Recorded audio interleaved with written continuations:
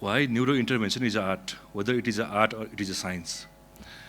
Science, the science deals with protocol, algorithm, whereas art means following the algorithm and protocol in a real life situation. So neurointervention is basically an art than a science. It requires technical mastery and clinical judgment.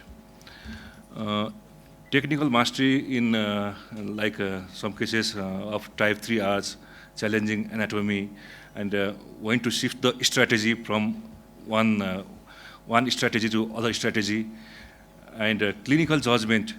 The neurointerventionist should be able to choose the patient, when to intervene, when not to intervene, and when to stop. And the interventionist have to wait between the risks and the benefit of the patient. And every patient is unique, every procedure is unique, and every vessel is unique. So the clinical judgment is essential for a neurointerventionist, for the safety, for the patient also, and for the preciseness.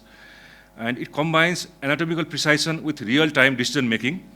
It balances between safety and speed.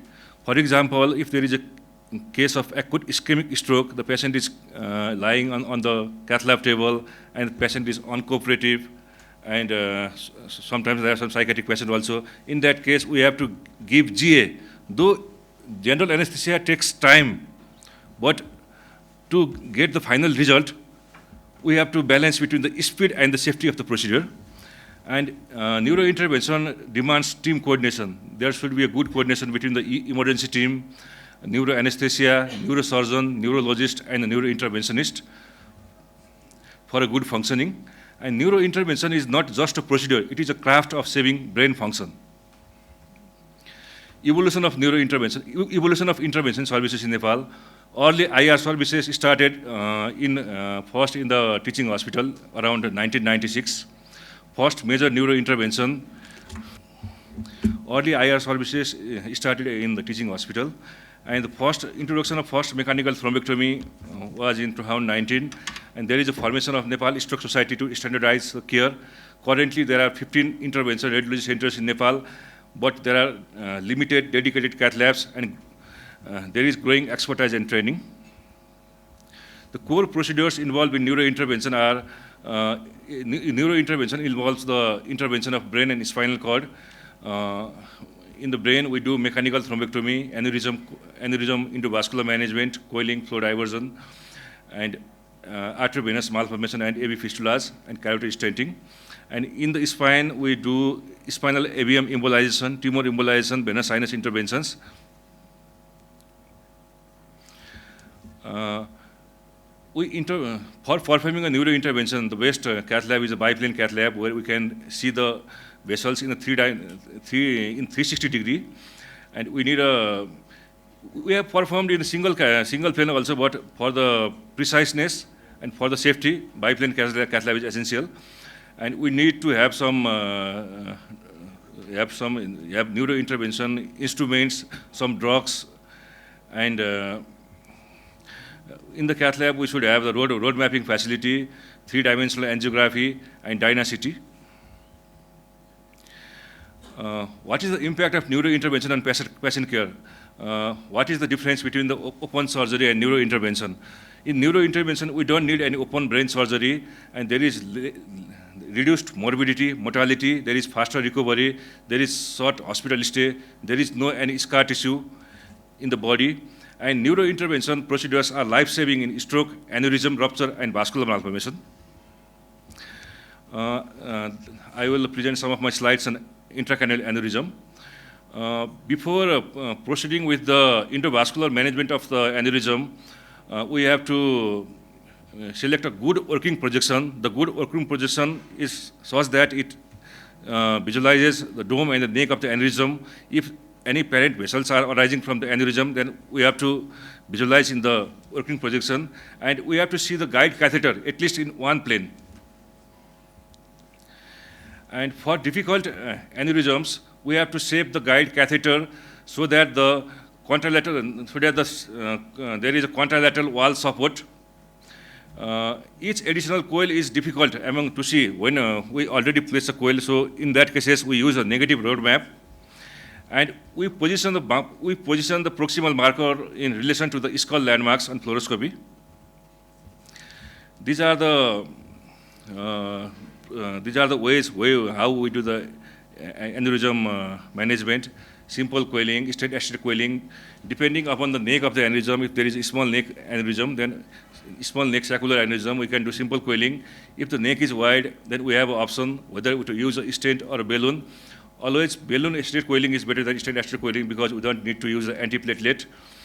And there are some new devices, intrasaccular devices. I will be showing some cases. This is a case of right superior hypophyseal artery aneurysm, and there is a narrow neck, and simple coiling method is used to secure the aneurysm. This is a case of ruptured anterior communicating artery aneurysm. We can see the wide neck of the aneurysm. So in this case, we have used coiling with stent assistance. Balloon-assisted coiling. This is a case of ruptured supraclinoid artery and supraclinoid aneurysm, and there is a subarachnoid hemorrhage in the right Sylvian cistern. In this case, we used balloon-assisted coiling to secure the aneurysm. This is a case of large cavernous ICA aneurysm, and we had used the flow diverter to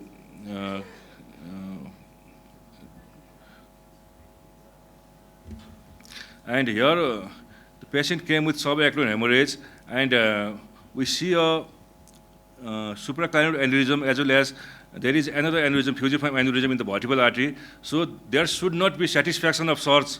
If there is one aneurysm, then there might be another aneurysm. There are, in 30% of cases, there are mirror aneurysms in the, so when you find an aneurysm, we have to search next aneurysm, and we treat both the aneurysms with flow diverter.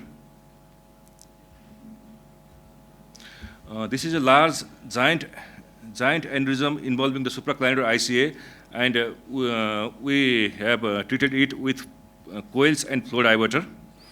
The difficulty in case of giant aneurysm is to cross the aneurysm. We have to use crossing over the dome technique, and there will be a bending of the microcatheter.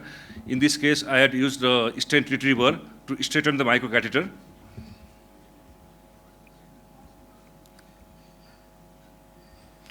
This is a case of pituitary macroadenoma, and there was incidental rupture of the ICA during the surgery, and we had used the stent graft to secure the ICA. In this case, there is a large giant aneurysm of vertebral artery, and while we were performing, it was so difficult to navigate across. Actually, our plan was to use a flow diverter, but it was very difficult to cross the aneurysm. And I took the next run of the left vertebral artery. Next, the anterior spinal artery, main dominant anterior spinal artery was arising from the next vertebral artery. And so parent artery occlusion was done.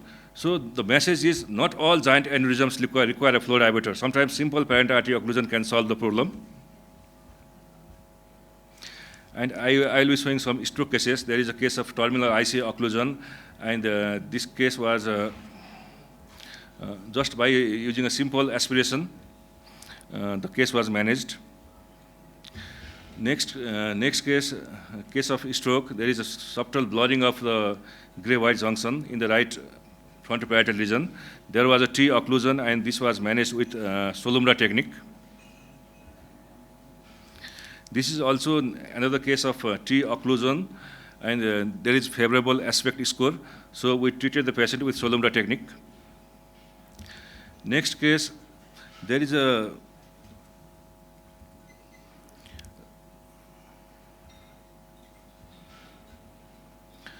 occlusion of right MCA, and after the procedure there is little hemorrhage but patient did well after some days.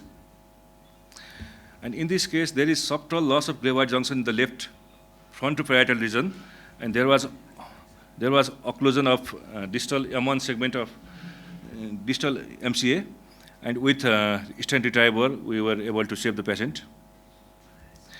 And there are two types of patients in stroke. Some patients are fast progressor, some are slow progressor. The all funda is based on the presence of collateral circulation. If you have a good collateral circulation, then the patient will be slow progressor. Actually, the theme is the collateral can buy time. Time is brain and collateral can buy time.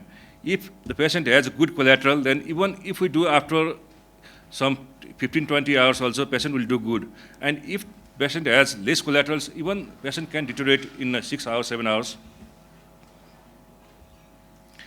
This is an image. The first image is with average collateral, second with good collateral, and last with poor collaterals.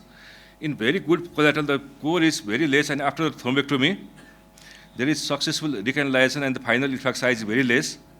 And if we wait for a long time, whether there is good collateral or poor collateral, the final image is same. But if we intervene in a proper time in a good collateral patient, then we can achieve a better result. Now I will show a case of pediatric pial arteriovenous fistula. In pial AVF, there is the connection, abdominal connection between the artery and the vein. It can be single hole or it can be a multi-hole. There is an arterial component, there is a venous component, and there is a shunt component. The shunt is identified by the sudden change in caliber from the arterial portion to the venous portion. And in this case, there is a large, this is a case of the child, and there is 7 years old child, there is a large pial shunt, and we treated this with coil and liquid embolic agent. This is a case of carotid cavernous fistula, indirect CCF treated with liquid embolic. The beauty of the real satisfaction in neurointervention comes in the stroke cases and the CCF cases. After 2 days, there is a disappearance of all the chemosis. And talking about the challenges in Nepal, there is lack of awareness. Even the doctors also have lack of awareness about the time is brain, and there are some financial issues. All the patients are not capable of doing.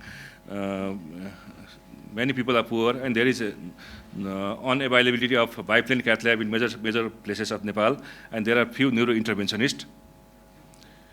I want to share a video, and our goal is to bring the stroke patients in this form. Thank you.